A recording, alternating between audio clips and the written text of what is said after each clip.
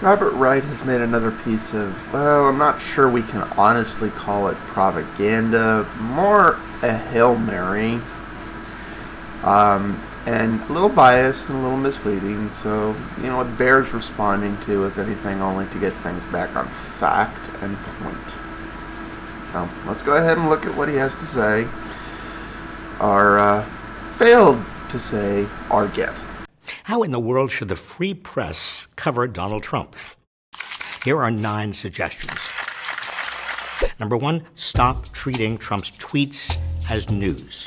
2, don't believe a single word that comes out of his mouth. 3, don't fall for the reality TV spectacles he creates. For example, his meeting with Kim Jong-un. They're not news either. Number 4, don't let his churlish, thin-skinned, vindictive, narcissistic rants divert attention from what he's really doing. I would agree with the tweets and reality TV spectacle. The problem is the media oversold the idea that Trump is Hitler or the devil. So if they don't cover all of that hoopla, they can't keep the narrative and outrage going. And they'll very potentially lose their audience base, who are now so entrenched into this idea that any other viewpoint, including inconvenient facts, cannot penetrate their glorious safe space.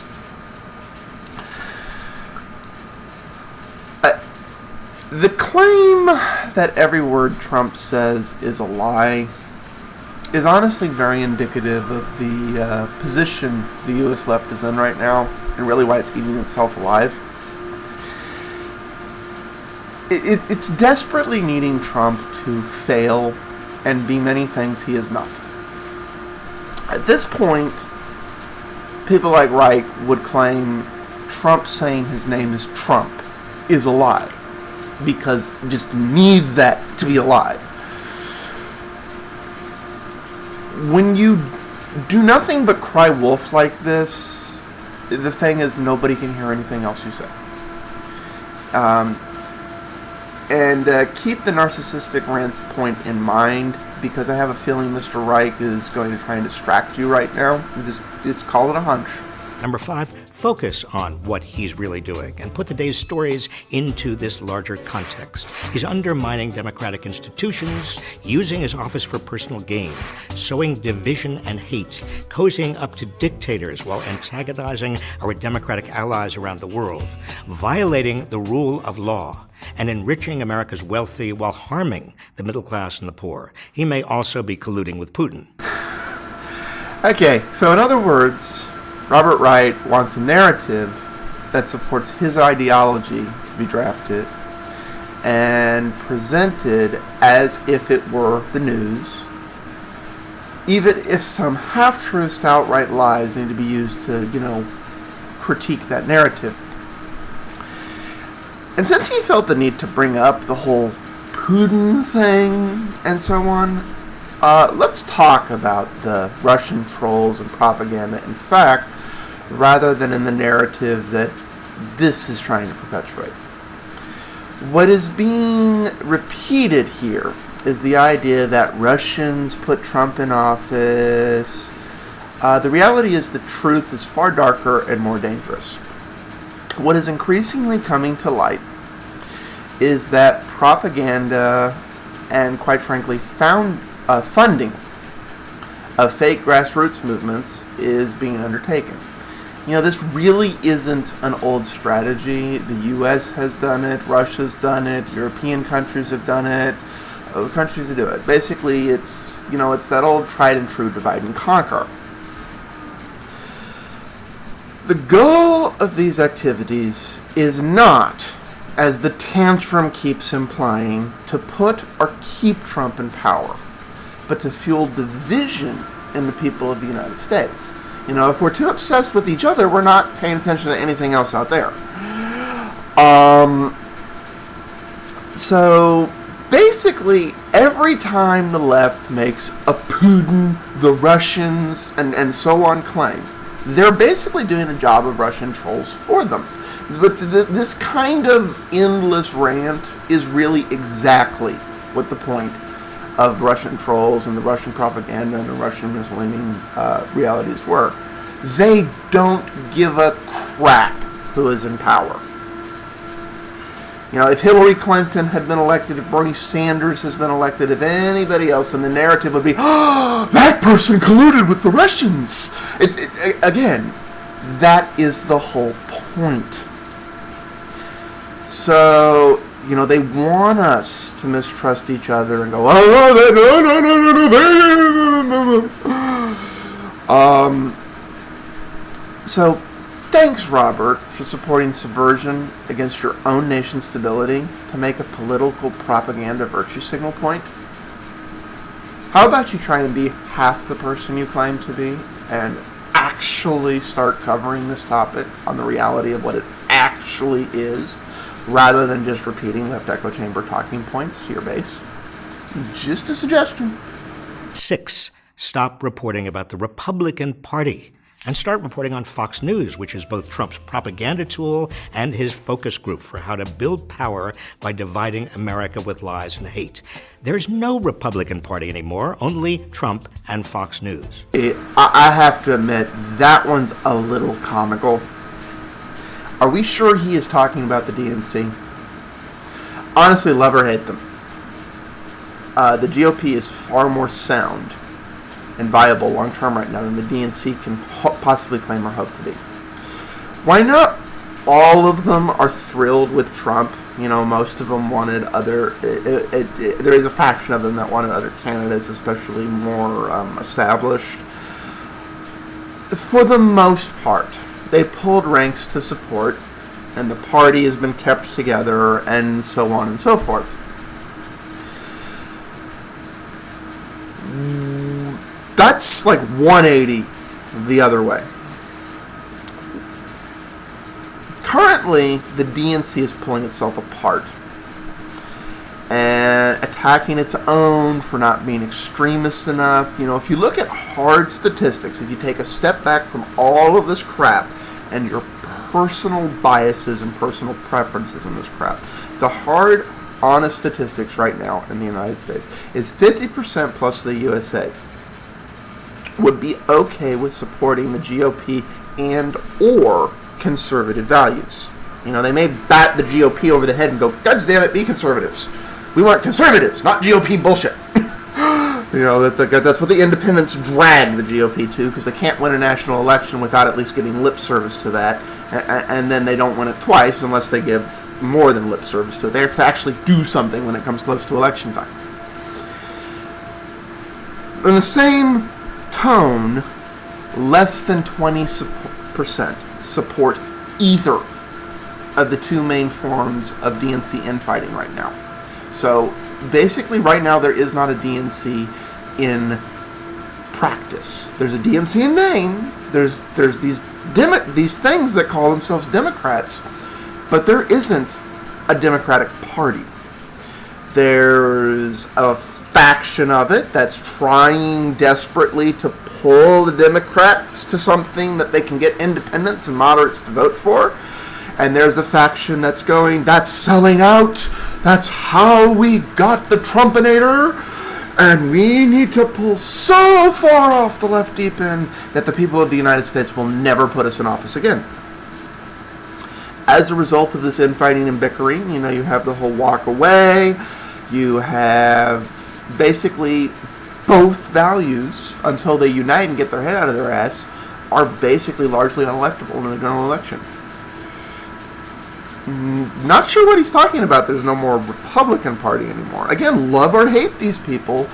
Do you want convenient lies that tell you what you want to hear and rally for in your safe space? Or do you want the factual truth that that's just not reality?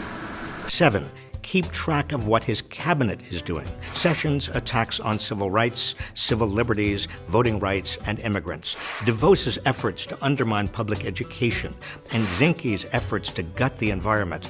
All their conflicts of interest and the industry lobbyists they put in high positions. DACA, really? Okay. USA Left. This is my PSA to you, USA Left. Please stop using illegal immigrants as pawns and disregarding the U.S. citizens you are elected to office to serve. No matter how many times you try and make this the end of the world and virtue signal how much you care, the fact is you are only showing why you no longer care about the people of the USA you are supposed to be representing. Your job as representatives in the U.S. system of governance is to be representatives for the citizens of your district. Now, are there times you have non-citizen residents that you have to stand for? Do we have clauses in our Constitution that deal with the right of the minority that did not elect you, or the non-citizens or residents that are in the process of becoming citizens, and so on and so forth? Absolutely, we have civil rights. DACA is not a civil rights issue. DACA is an immigration issue. For those of you who don't know what DACA is an immigration policy that basically said we're not going to enforce the laws of the United States if people can smuggle their kids into the United States, which of course has incentivized people into smuggling their kids into the United States, because if they can just get them here, they're stuck here. No incentive whatsoever to go through the legal immigration process, no incentive whatsoever to reform immigration so that we don't have this problem in the first place. Just ignore the problem and make a political issue out of it and use illegal immigrants as pawns in our political narrative. That's hardly something you should be proud of happening in the United States. I happen to agree that that's something that has to go. Now, I support also reforming the immigration system so that lawful immigration is favorable and more followed and so forth, but as long as there is more economic incentive to immigrate illegally than legally, you're perpetuating a cycle. The other thing that he listed was school vouchers. Only the U.S. left could make giving the poor of the U.S. access to the same education only the rich can afford now a bad thing. Once again, it is not the left making a point, but bragging about how not caring about the needs of the average American is just so much what they're about. That this is still going on after they lost the election to Trump and have lost all three branches of government to the Republicans really shows how lost in that ivory tower echo chamber that far progressives and liberals are. They just don't get it anymore. These are not two things that the average American is going to have any outrage over whatsoever. The average American is like, it's about time. So putting your platform up there going, okay, so you don't care about me, the citizen, and you don't want my kids to get the same thing that you and your rich salaries can get. Because the reality is Robert Reich is one of the people who doesn't need a school voucher to send his kids and grandkids to private schools. If you go look at the statistics, what does everybody in Congress and what does the president do? And regardless of political affiliation, regardless of being on the left or right, what do? Oh, right. They all send their kids to private school. But anytime we talk about allowing the average person to have access to the same education, the left goes, we can't do that. We cannot let the average American have access to something. The national monument's being shrunk for oil exploration. On this point, he does actually have a half point.